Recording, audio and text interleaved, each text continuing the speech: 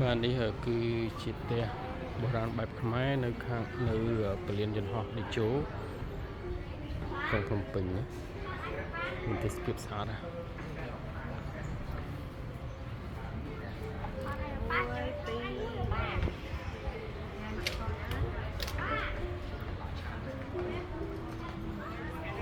បាទ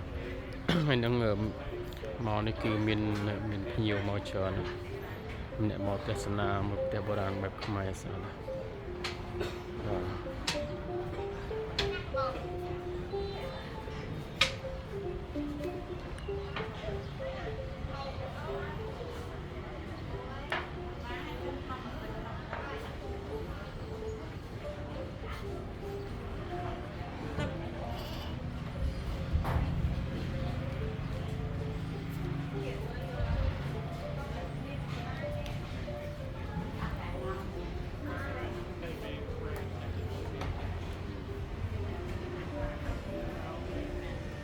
បាទ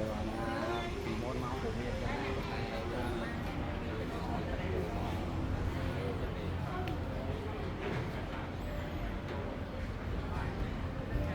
ឹងមួយប៉ាហើយម៉ៃឈប់ចាំអានឹងពេកទៅខំទៅមិនដើរទីគឺមកចាពេលចាំមកទៅ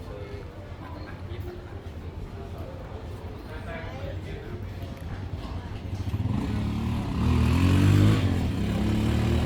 បាទនេះគឺពលានយន្តហោះ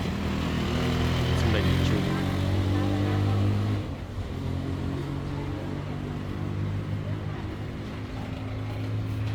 មានភ្ញៀវអន្តរជាតិភ្ញៀវជាតិមកច្រើន